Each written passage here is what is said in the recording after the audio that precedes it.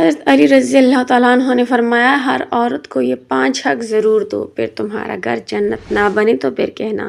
عورتیں اور مرد ضرور سنیں۔ بسم اللہ الرحمن الرحیم۔ کیا واقعی ایک عورت کو صرف اس کے بنیادی حقوق دے دینے سے انسان کے لیے جنت کے دروازے کھل سکتے ہیں؟ آخر وہ کون سا راز تھا جسے حضرت علی رضی اللہ تعالیٰ عنہ نے اتنی اہمیت دی کہ مرد کی کامیابی، سکون اور آخرت کی نجات کو عورت کے ساتھ حسن سلوک سے جوڑ دیا؟ کیا وجہ ہے کہ ایک ماں کے قدموں تلے جنت رکھی گئی، ایک بیٹی کو رحمت کہا گیا، ایک بیوی کو سکون بتایا گیا اور ایک بہن کو برکت قرار دیا گیا؟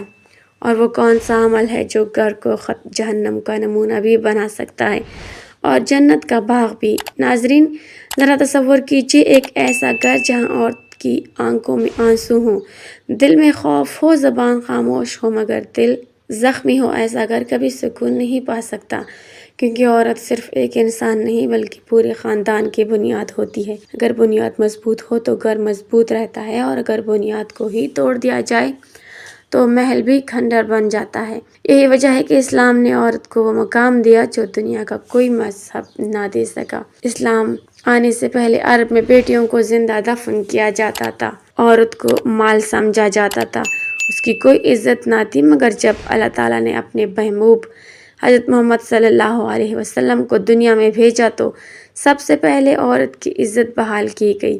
آپ صلی اللہ علیہ وسلم نے فرمایا، تم میں سے بہترین وہ ہے جو اپنے گھر والوں کے لیے بہترین ہو، اور میں اپنے گھر والوں کے لیے تم سب سے بہتر ہوں۔ ذرا سوچئے، دنیا کا سب سے عظیم انسان، اللہ کا محبوب نبی، اپنی عظمت بیان کرتے ہوئے کس چیز کو معیار بنا رہے ہیں؟ نہ دولت، نہ طاقت، نہ شہرت، بلکہ عورت کے ساتھ حسن سلوک۔ ایک مرتبہ ایک شخص نبی کریم صلی اللہ علیہ وسلم کی خدمت میں حاضر ہوا اور پوچھا، یا رسول اللہ، میرے حسن سلوک کا سب سے زیادہ حقدار کون ہے؟ آپ صلی اللہ علیہ وسلم نے فرمایا، تمہاری ماں۔ اس نے دوبارہ پوچھا، پھر کون؟ فرمایا، تمہاری ماں۔ اس نے پھر پوچھا، پھر کون؟ آپ صلی اللہ علیہ وسلم نے فرمایا، تمہاری ماں۔ چوتھی مرتبہ فرمایا، تمہارا باپ۔ غور کیجیے، 3 مرتبہ ماں کا ذکر کیوں؟ کیونکہ عورت صرف عورت نہیں ہوتی، وہ ماں بن کر انسان کو دنیا میں لاتی ہے، راتوں کو جاگتی ہے، اپنی نیند قربان کرتی ہے، اپنے آرام قربان کرتی ہے، اپنے خواب قربان کرتی ہے۔ ناظرین، تاریخ میں ایک حیران کن واقعہ ملتا ہے کہ حضرت موسیٰ علیہ السلام نے اللہ تعالیٰ سے پوچھا، اے اللہ، جنت میں میرا ساتھی کون ہوگا؟ اللہ تعالیٰ نے فرمایا، ایک کسائی۔ حضرت موسیٰ علیہ السلام حیران ہوئے کہ ایک عام کسائی کس عمل کی وجہ سے اس مقام تک پہنچا۔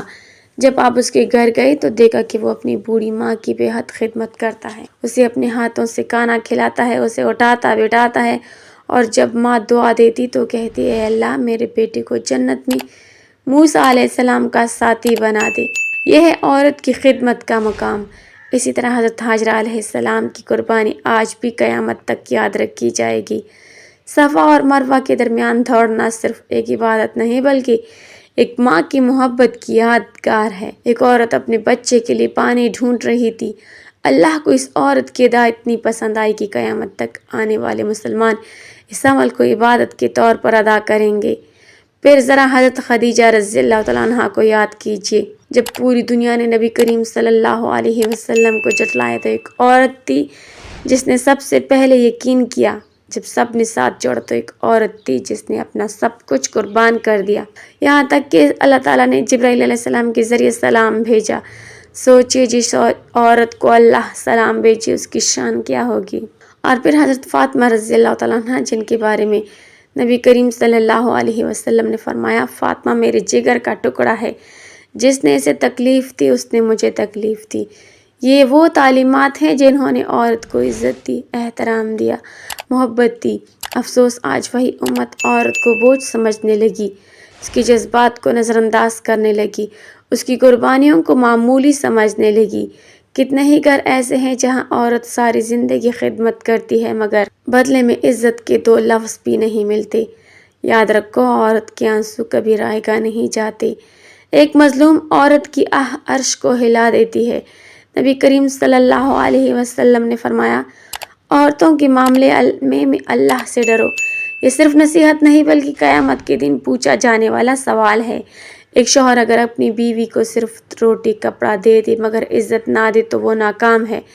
اگر بھائی بہن کی حفاظت نہ کرے تو وہ ناکام ہے، کیونکہ اسلام میں عورت صرف ذمہ داری نہیں بلکہ امانت ہے۔ ناظرین، آخر وہ 5 حقوق کون سے ہیں جنہیں ادا کرنے والوں کے لیے جنت کی خوشخبری سنائی گئی؟ پہلا حق عزت اور نرم لہجہ ہے۔